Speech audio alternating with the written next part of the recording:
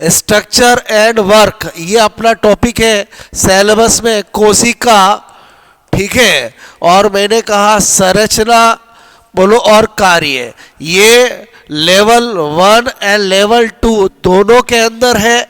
और आपसे मैं करूँ बहुत बेसिक टॉपिक है जिससे आपका 1 या 2 क्वेश्चन 100% आने वाला है। तो सबसे पहले तो आपको कुछ बेसिक बातें पता होनी चाहिए। जैसे बात करें, एक होता है साइटोलॉजी, क्लियर, और एक होता है सेल बायोलॉजी। दोनों में क्या बेसिक डिफरेंस है? तो साइटोलॉजी का मतलब होता है स्ट्रक्चरल बोलो स्टडी ऑफ सेल, बात समझ में आई, यानी कोशिका की संरचनात्मक स्टडी।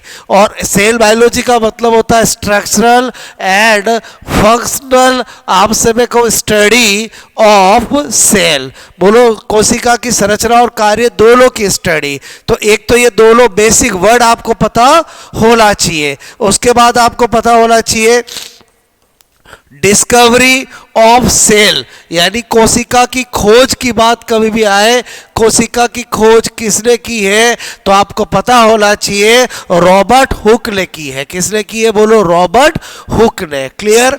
आपसे मैं करो रॉबर्ट हुक, मैंने कहा रॉबर्ट जो हुक है ने अपने आपसे मैं करो स्वयं द्वारा बनाए, मैंने कहा माइक्रोस्कोप से सर्वप्रथम मैंने कहा कॉर्क सेल, ठीक है, कॉर्क सेल, ठीक है, को देखा। इसका मतलब हुआ कि रॉबर्ट हुक ने मृत कोशिका की खोज की। रॉबर्ट आप समय को हुक ने सर्वप्रथम मेरे कहने का मतलब है सर्वप्रथम डेड सेल, ठीक है, डेड सेल मतलब मृत कोशिका, ठीक है, बोलो कोशिका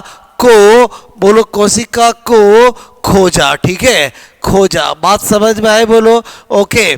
उसके बाद आपको बेसिक पता होना चाहिए कि जीवित कोशिका, ठीक है, जीवित कोशिका को बोलो लिवेन हुक, आपसे मेरे को लिवेन हुक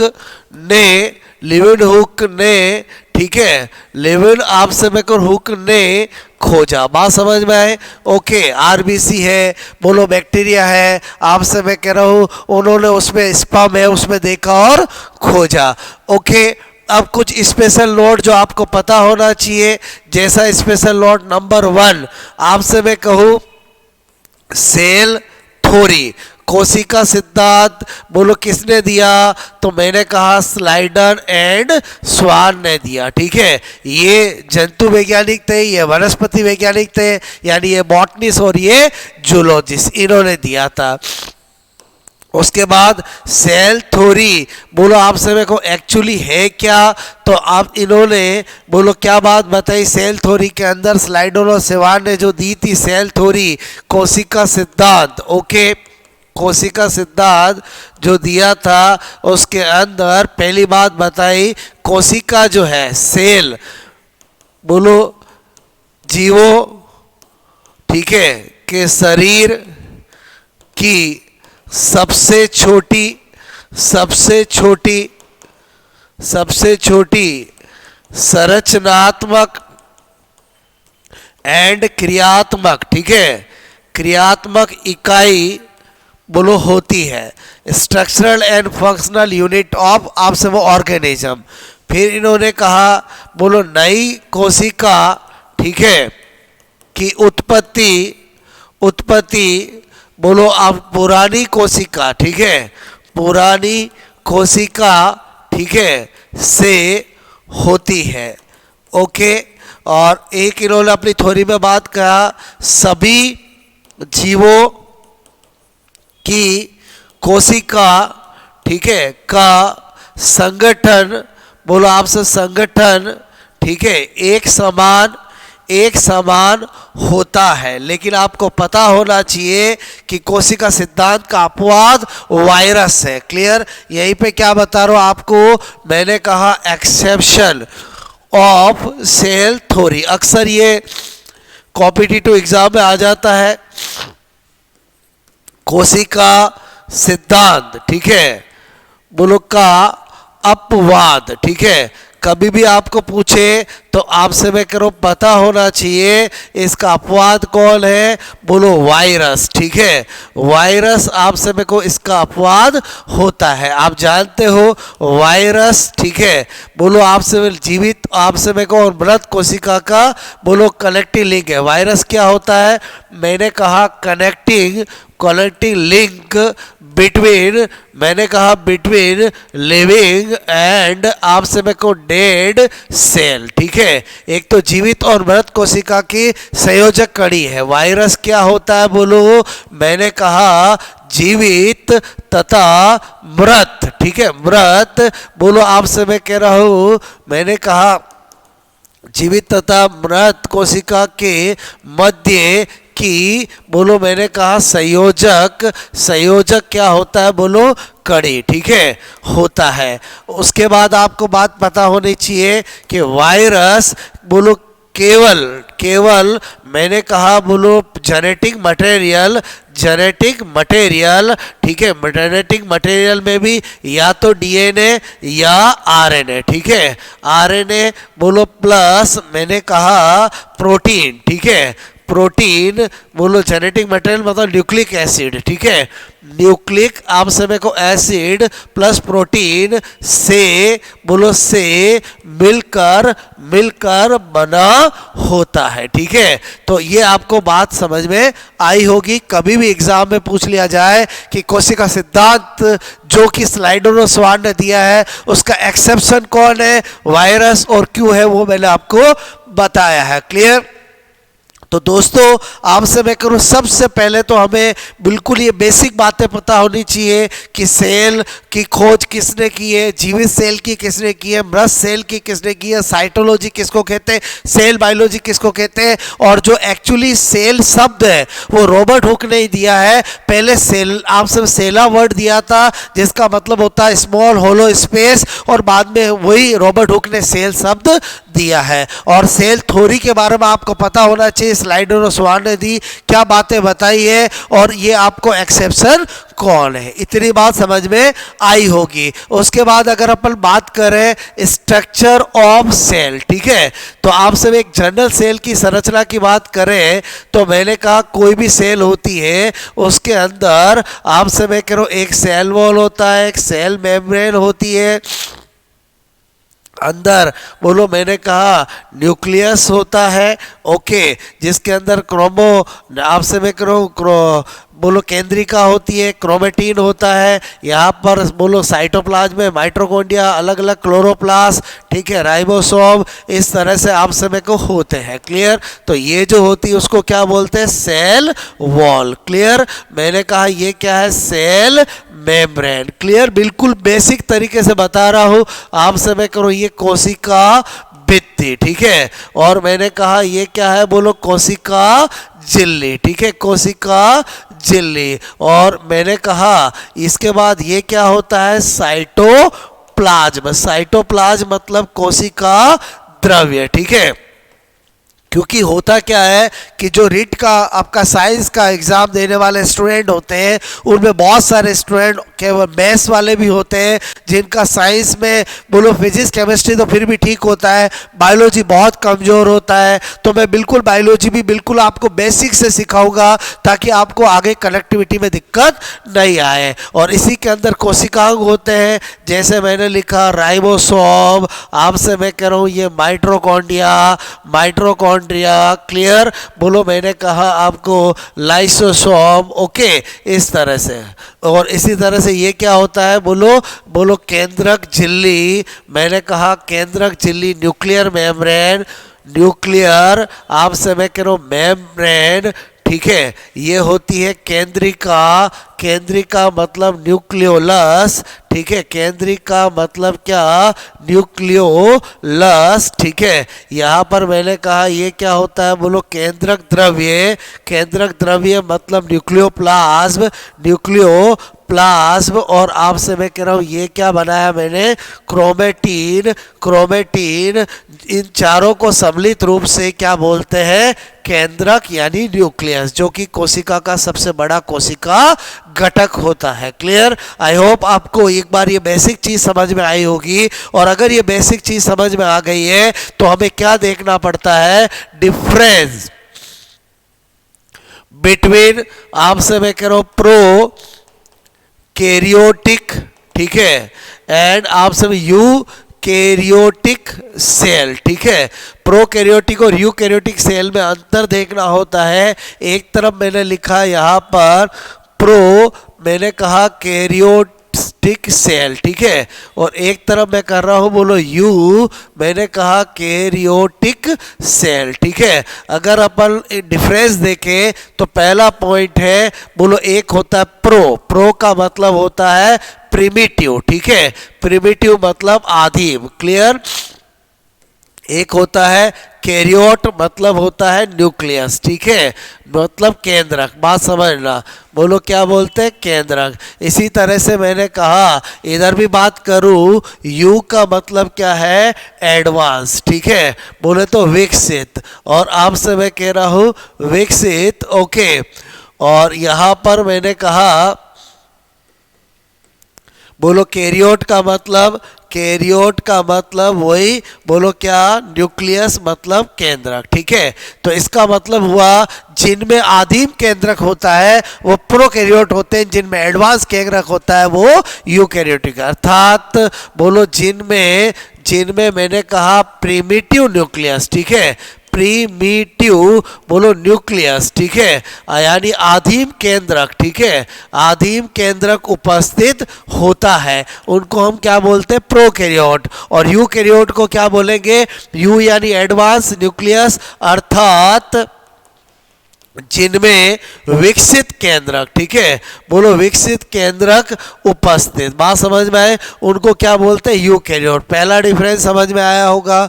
फिर दूसरे डिफरेंस की बात करें तो मैंने कहा अगर इनमें प्रिमिटिव न्यूक्लियस होता है तो क्या नहीं होता है? तो मैंने कहा इनके, बोलो केंद्रक, ठीक है, न्यूक्लियस में, आपसे मैंने कहा केंद्रक झिल्ली, बोलो केंद्रक झिल्ली, न्यूक्लियर मेम्ब्रेन, एंड मैंने कहा केंद्रिका यानी न्यूक्लियोलस एब्सेंट, ठीक है, होता है, इसलिए इसको क्या बोलते हैं? प्रिमिटिव। जबकि बोलो इनमें क्या होता है? उपस्थित। क्लियर? इसलिए क्या बोलते हैं? विकसित। आई होप आपको सेकंड डिफरेंस भी समझ में आया होगा। उसके बाद जो हमारे प्रोकैरियोटिक सेल होती है, इनमें सेल वॉल क्या होती है? बोलो जटिल होती है, कॉम्प्लेक्स होती है, ठीक है। और आपसे मैं कह रहा हूँ इधर क्या होती है? बोलो जो सेल वॉल होती है वो क्या होती है? बोलो सेल वॉल वो क्या होती है? सिंपल होती है। क्लियर?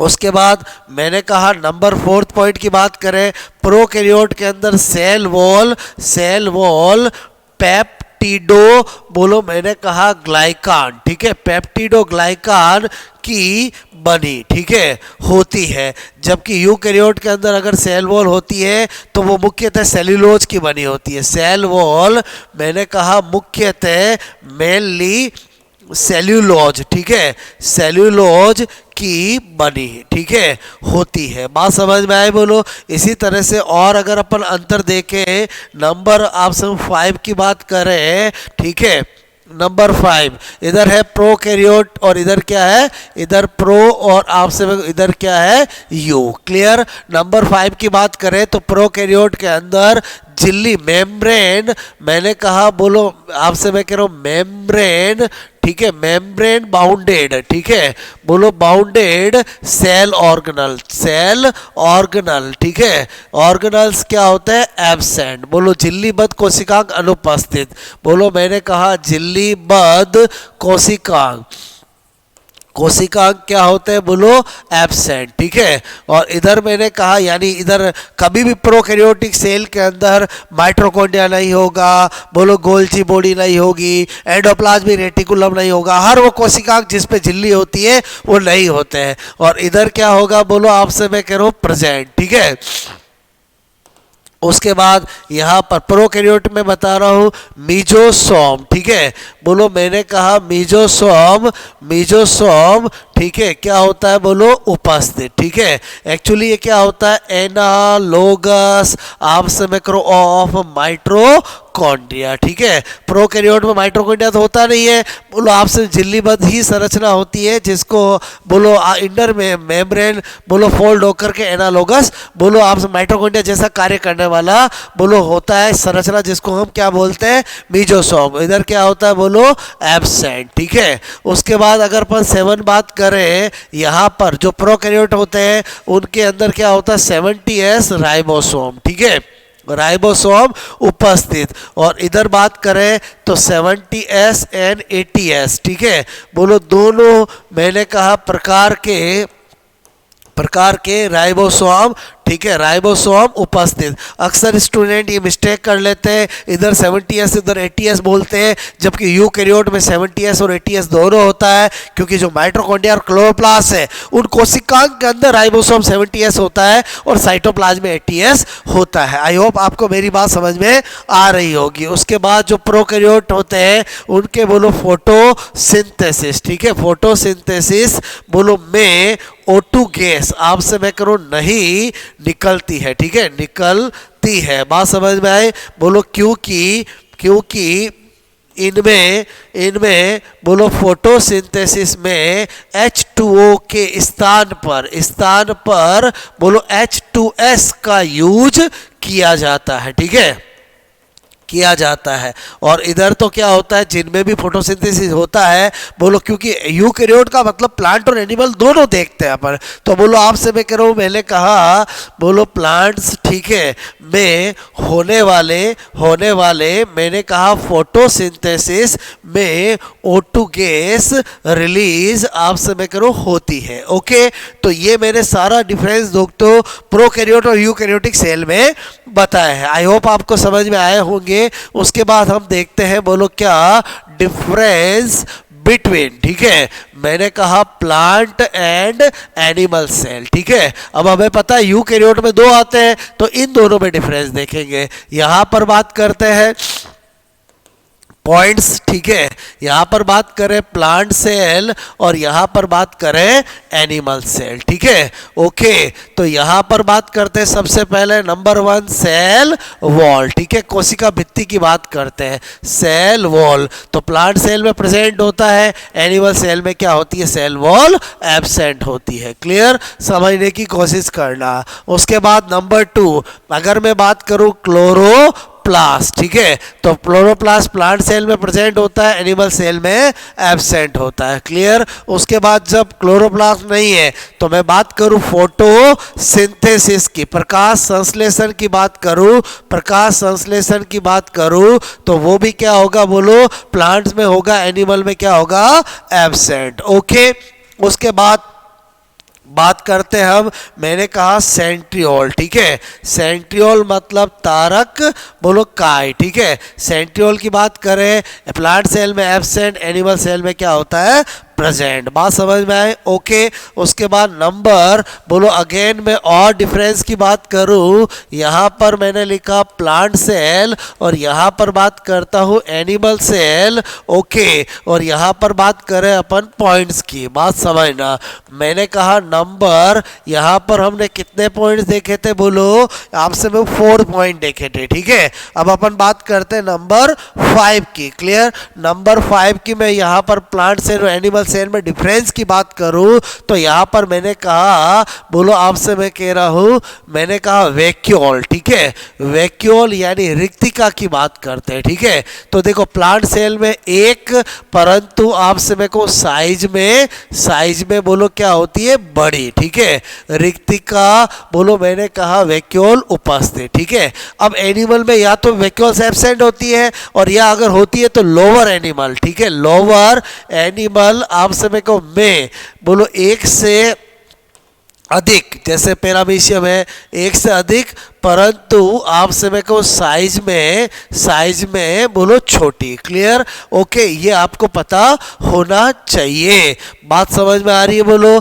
उसके बाद एनिमल सेल प्लांट सेल में और अगर डिफरेंस देखें तो मैंने कहा माइक्रो बॉडीज। ठीक है, माइक्रो बॉडीज की देखें तो माइक्रो बॉडीज या सूक्ष्म काय बोलो जो प्लांट सेल होती है उसमें 3 होती है, जबकि एनिमल में ओनली 1 होती है। वो 3 कौन कौन सी होती है? एक होती है स्पेरोसोम, मैंने कहा एक होती है ग्लाइऑक्सीसोम, और एक मैंने कहा बोलो पर ऑक्सीसोम। क्लियर? जबकि एनिमल सेल में ओनली 1, और वो कौन सी होती है? बोलो परऑक्सीसोम। क्लियर? केवल आप सब को क्या होती है? बोलो परऑक्सीसोम ही होती है, जबकि यहाँ पर बोलो मैंने कहा स्फेरोसोम भी होती है और ग्लाइऑक्सी आपसे मैं करूँ ग्लाइऑक्सीसोम भी होती है। क्लियर? तो आई होप आपको मेरी बात समझ में आई होगी। दोस्तों यहाँ पर हम अभी सेल बायोलॉजी जो हमने स्टार्ट किया टॉपिक,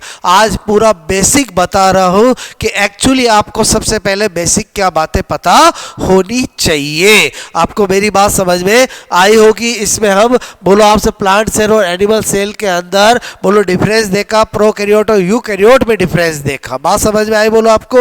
ओके, अब आपसे मैं कह रहा हूं यहां पर अगर हम देखें बोलो कंपोजिशन, आपसे मैं कह रहा हूं या आपसे मैं करूं ऑफ सेल। ठीक है, एक सेल में क्या क्या होता है? तो एक सेल के अंदर एक होता है बोलो सेल वॉल, बोलो बात समझ में है।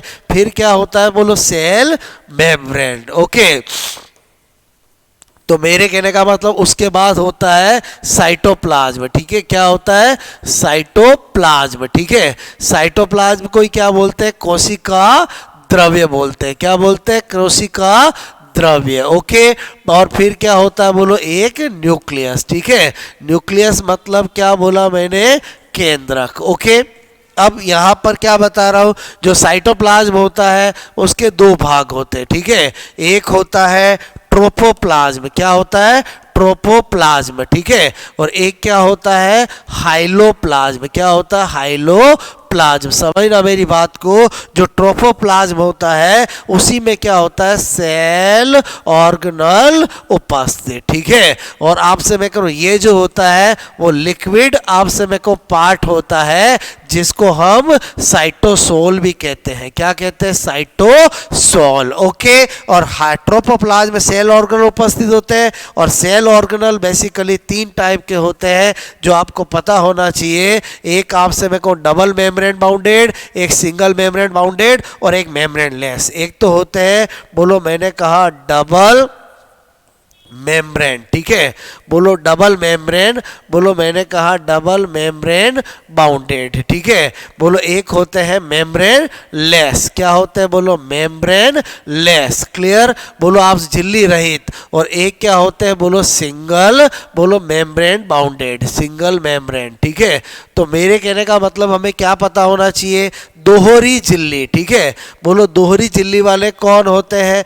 दोहरी झिल्ली। ठीक है, वाले अगर बात करें तो 2 ही होते हैं। एक होता है माइटोकॉन्ड्रिया, बोलो मैंने कहा माइटोकॉन्ड्रिया। क्लियर? और एक होता है बोलो क्लोरोप्लास्ट। ठीक है, क्लोरोप्लास्ट जिसको हरित लवक भी कहते हैं। ये दोनों डबल मेम्ब्रेन बाउंडेड होते हैं। मेम्ब्रेन लेस की बात करें तो एक होता है राइबोसोम। क्लियर? क्या होता है? राइबोसोम आपसे मैं कहूँ जो सबसे छोटा कोशिकांग भी है, और एक होता है बोलो सेंट्रियोल। क्या होता है? सेंट्रियोल। क्लियर?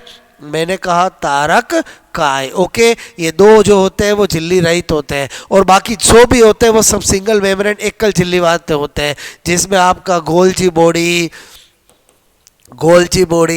आपसे मैं करूँ, इसी में ER एंडोप्लाज्मिक रेटिकुलम, इसी में आपसे मैं कह रहा हूँ आपका लाइसोसोम।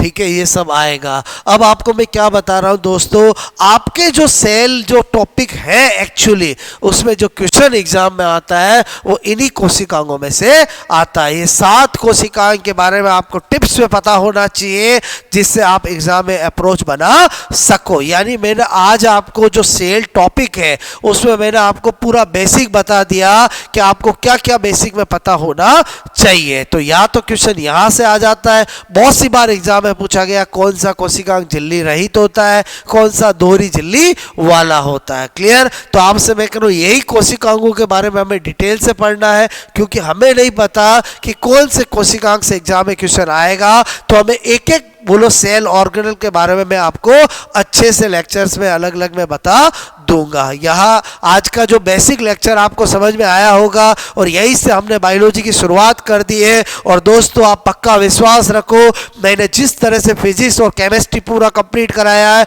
बायोलॉजी भी मैं आपको पूरा कंप्लीट करा दूंगा। बस आप स्टडी करते रहे और अपने डाउट क्लियर करते रहे। कैसा लगा लेक्चर जरूर बताएं और पढ़ते रहे। Best of luck.